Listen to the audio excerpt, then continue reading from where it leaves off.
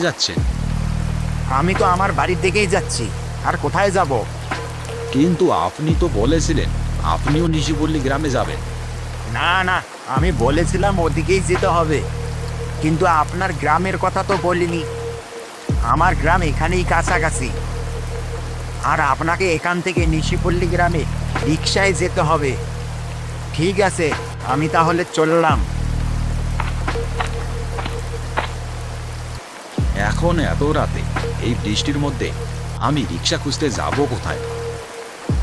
সরকারও না কখনো কখনো এমন জায়গায় ট্রান্সফার করে দেয় যার নাম শুনলেই ভয় লাগে।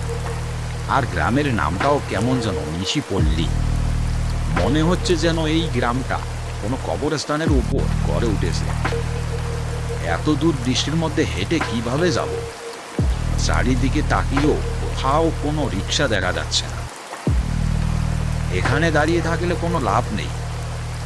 ধীরে ধীরে নিশিপল্লী গ্রামের দিকেই এগিয়ে যাই। যদি ভিডিওটি ভালো লাগলে একটা লাইক এন্ড কমেন্ট করুন আর চ্যানেলটি সাবস্ক্রাইব করে পাশেই থাকুন।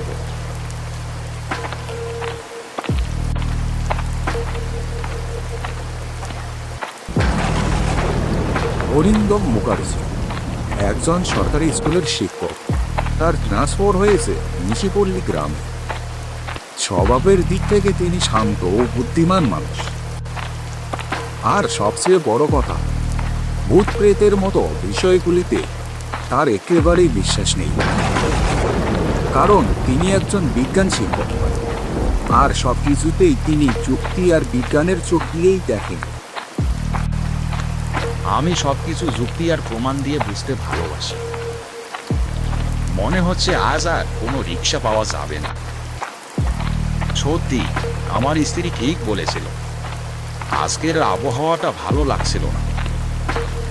আকাশে কালো মেঘ জমে উঠেছে, বিদ্যুৎ চমকাচ্ছে, আর দূর থেকে গর্জনের শব্দ ভেসে আসছে। তবুও আমি ওর কথা শুনিনি। আহা, যদি তখন ওর কথা মানতাম। এই ভয়ঙ্কর বৃষ্টির মধ্যেই অরিন্দম ধীরে ধীরে একা নিশিপল্লী গ্রামের দিকে এগিয়ে চলেছে। চারিদিকে নীরবতা, চারিদিকে শুধু বৃষ্টির শব্দ আর হাওয়ার শো শো আওয়াজ। হঠাৎ অন্ধকারের মধ্যে দূরে কিছু একটা চোখে পড়ল। মনে হলো সামনে কোনো গাড়ি দাঁড়িয়ে আছে। একটু কাছে গিয়ে দেখি যদি কোনো রিক্সা পাওয়া যায়। কাছাকাছি গিয়ে দেখে ওটা রিক্সা নয়, একটা টুনটুন। মনে হচ্ছে অনেকক্ষণ ধরেই বৃষ্টিতে ভিজে পড়ে আছে। আরে এটা তো টুনটুন, কিন্তু এর মালিক কোথায়? আশেপাশে তো কাউকে দেখা যাচ্ছে না। এই, এখানে কেউ আছেন? এই টুনটুনটা কার? ঠিক তখনই হঠাৎ অরিন্দমের পেছনে এক প্রাতবয়সী বৃদ্ধ নিঃশব্দে এসে দাঁড়ায়। বৃষ্টি আর বাতাসের শব্দে তার পায়ের আওয়াজ পর্যন্ত শোনা যায়নি। বৃদ্ধ জিজ্ঞেস করে, কাকে খুঁজছেন বাবু? হঠাৎ অরিন্দম ভীষণ ভয় পেয়ে যায়। আরে এভাবে পিছন থেকে কেউ ডাকে নাকি? আমি তো পুরো ভয় পেয়ে গিয়েছিলাম। তারপর নিজেকে সামলে নিয়ে বলে, কাকা, এই পাশে যে টুনটুনটা দাঁড়িয়ে আছে ওটা কি আপনার? হ্যাঁ বাবু, টুনটুনটা আমার। আমি একটু জবের ধারে হালকা হতে গিয়েছিলাম। আপনি কোথাও যাবেন নাকি? সামনে যে নিশিপল্লী গ্রাম পড়ে, আমাকে সেখানেই যেতে হবে। বাবু, ওই গ্রামটা তো এখান থেকে বেশ দূরে। পথে আমার বাড়ি পড়ে। চলুন আপনাকে ওখান পর্যন্ত পৌঁছে দেই, তারপরের কথা আপনি নিজেই দেখে নেবেন। ঠিক আছে, চলুন। সামনের রাস্তা সামনে গিয়েই দেখা যাবে। তারপর অরিন্দম তার টুনটুনে উঠে বসে। বাবু, আপনাকে দেখে মনে হচ্ছে আপনি এখানকার লোক নন। আর এত রাতে, তাও আবার বৃষ্টির মধ্যে, নিশিপল্লী গ্রামে কেন যাচ্ছেন? ভিডিওটি ভালো লাগলে একটা লাইক এন্ড কমেন্ট করুন আর চ্যানেলটি সাবস্ক্রাইব করে পাশেই থাকুন। আমি পশ্চিমবঙ্গের মালদা জেলার বাসিন্দা। আমি একজন সরকারি শিক্ষক, বিজ্ঞান পড়াই। সরকার আমাকে নিশিপল্লী গ্রামের স্কুলে ট্রান্সফার করেছে। কালকেই আমার জয়েনিং। তাই আজ রাত থেকে কাল সকাল যে করেই হোক আমাকে স্কুলে পৌঁছাতেই হবে। আচ্ছা আচ্ছা, তাহলে আপনি তো সরকারি মাস্টার মশাই। কাল জয়েনিং মানে সকাল হওয়ার আগেই আপনাকে যে কোনোভাবে স্কুলে পৌঁছাতে হবে। চিন্তা করবেন না, আমার হিসাব অনুযায়ী সকাল হওয়ার আগেই আপনি পৌঁছে যাবেন। কাকা, আপনার বাড়ি এখান থেকে কত দূরে? খুব বেশি দূরে নয় বাবু, আর কয়েক ঘন্টা সময় লাগতে পারে। হঠাৎই শোনা যায়, বলো হরি হরি বল, বলো হরি হরি বল। ঠিক তখনই দূরের অন্ধকারের মধ্যে ধীরে ধীরে এক ঝিলমিল আলো দেখা যেতে থাকে। বোঝা যায় সামনের দিক থেকে মানুষের একটা অন্তিম যাত্রা এগিয়ে আসছে।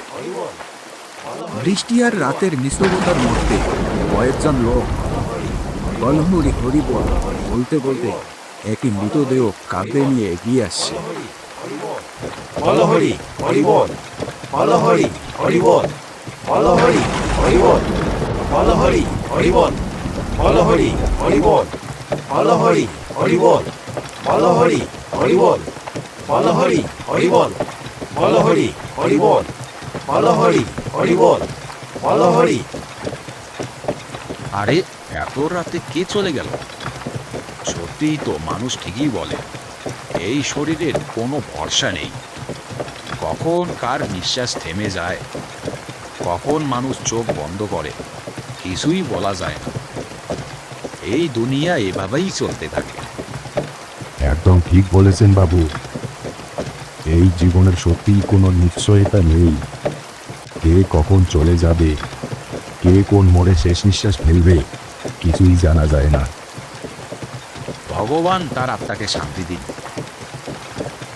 কাকা, এই মাত্র যে এখান দিয়ে অন্তিম যাত্রাটা গেল, আপনি কি সেই মানুষটাকে চিনতেন? মানে সে কি আপনাদেরই গ্রামের লোক? হ্যাঁ বাবু, আমরা তাকে খুব ভালোভাবেই চিনতাম। সে আমাদেরই গ্রামের বাসিন্দা ছিল, খুব শান্ত স্বভাবের মানুষ ছিল। তার বয়স কত হবে, আর সে মারা গেল কিভাবে? যেহেতু আপনাদের গ্রামের লোক, নিশ্চয়ই সব কিছু জানেন। তার বয়স আমার কাছাকাছি হবে, আর তার মৃত্যু হয়েছে মাত্র গতকাল রাতেই। কিন্তু সবচেয়ে ভয়ঙ্কর ব্যাপার হলো, যেভাবে তার মৃত্যু হয়েছে সেটা শুনলে আপনি ভাবতেও পারবেন না। বলো হরি হরি বল, বলো হরি হরি বল, বলো হরি হরি বল, বলো হরি হরি বল। আরে কয়টা অন্তিম যাত্রা সামনে দিয়ে যাচ্ছে। এই তো একটু ভিডিওটি আগেই ভালো তো লাগলে গেল। একটা লাইক এন্ড কমেন্ট করুন আবার আর চ্যানেলটি সাবস্ক্রাইব করে পাশেই থাকুন। বলো হরি হরি বল, বলো হরি হরি বল, বলো হরি হরি বল, বলো হরি হরি বল। ভালো করে তাকিয়ে দেখতেই বোঝা গেল এ তো সেই একই অন্তিম যাত্রা। আরে এ কি, এ তো সেই অর্তি যেটা কিছুক্ষণ আগেই এখান দিয়ে গিয়েছিল। আমি নিজের চোখে দেখেছি। এটা কিভাবে সম্ভব? আরে কাকা, একটু গাড়িতে থামান তো, কিছু একটা ঠিক লাগছে না। কাকা, আপনি এখানেই থাকুন, আমি একটু ওই অন্তিম যাত্রাটার কাছে গিয়ে দেখে আসি। মনে অদ্ভুত একটা সন্দেহ হচ্ছে। জানি না ওটার মধ্যে সত্যি কোনো লাশ আছে কিনা। 2 মিনিটের মধ্যেই ফিরে আসব। আরে বাবু, যাবেন না, রাত হয়েছে, তার উপর এমন বৃষ্টি আর চারিদিক অন্ধকার। বাবু, কখনো কখনো এই ধরনের অন্তিম যাত্রা আসল হয় না, ওগুলো হতে পারে ছলনা। না কাকা, এই ছলনা জিনিসটা আসলে কি? আমি তো বিজ্ঞানের শিক্ষক। প্রতিটা বিষয় আমি যুক্তি প্রমাণ আর বাস্তবতার ভিত্তিতে বোঝার চেষ্টা করি।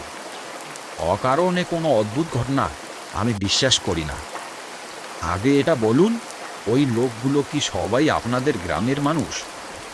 তাহলে আপনি একে ছলনা বলছেন কেন?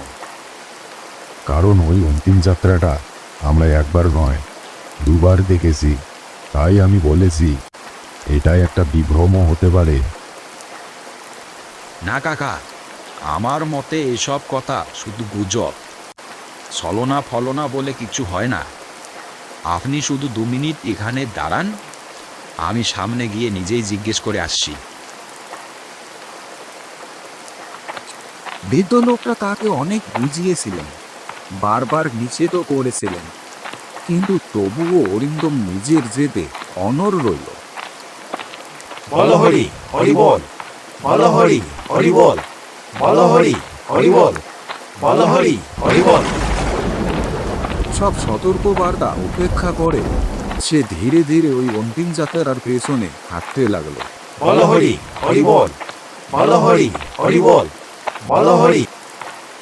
অরিন্দম সামনে গিয়ে অন্তিম যাত্রাটা থামিয়ে দেয়।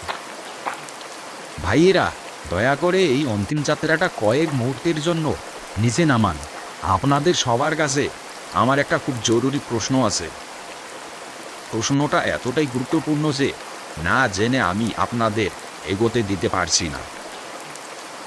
অরিন্দমের কথা মেনে সবাই ধীরে ধীরে অন্তিম যাত্রাটা মাটিতে নামিয়ে রাখলো। তারা কেউ বুঝতে পারছিল না একজন অচেনা লোক কি জানতে চাইছে। কি হয়েছে দাদা? আপনি হঠাৎ আমার বাবার অন্তিম যাত্রাটা থামিয়ে দিলেন কেন? আমরা সবাই খুব বিপদে আছি, আর এই সময়ে আপনি এভাবে মাঝখানে এসে থামানোয় আমরা কিছুই বুঝতে পারছি না। কোনো বিশেষ কারণ আছে নাকি? না ভাই, তেমন কোনো ভিডিওটি বিশেষ ভালো কারণ লাগলে নেই। একটা লাইক আমি এন্ড শুধু কমেন্ট করুন আপনার আর চ্যানেলটি বাবার সাবস্ক্রাইব করে শেষবারের পাশেই মতো থাকুন। মুখটা দেখতে চাই। এই কথা বলতেই হঠাৎ করে মৃতদেহের উপর রাখা কাপড়টা নিজে থেকেই একপাশে সরে গেল। অরিন্দম এটা দেখে হতভম্ব হয়ে তাকিয়ে রইল।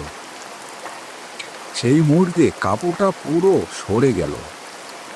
ভেতরের দৃশ্য দেখে অরিন্দমের চোখ চমকিত হয়ে গেল। যে বিজ্ঞানের ওপর তার এত গর্ব ছিল, যে যুক্তির জোরে সে এতদিন সব রহস্য বুঝে নিতে পারত, মুহূর্তের মধ্যেই সব যুক্তি ভেঙে চুরমার হয়ে গেল। অরিন্দম যখন টুনটুনটার দিকে তাকালো, তখন সেখানে আর কোনো বৃদ্ধ লোক ছিলেন না। তার মনে হলো যেন পায়ের নিচ থেকে মাটি সরে গেল, শ্বাস আটকে গেল। এ কি? এই লোকটা সত্যি আপনার বাবা? আমার নিজের চোখেও বিশ্বাস হচ্ছে না। কেন, কি হয়েছে দাদা? এত ভয় পেয়ে গেলেন কেন? কিছু দেখেছেন নাকি যা আপনাকে এত অস্থির করে তুলছে? আগে এটা বলুন, আপনার বাবা কি কাজ করতেন? তার রোজগার পেশা কি ছিল?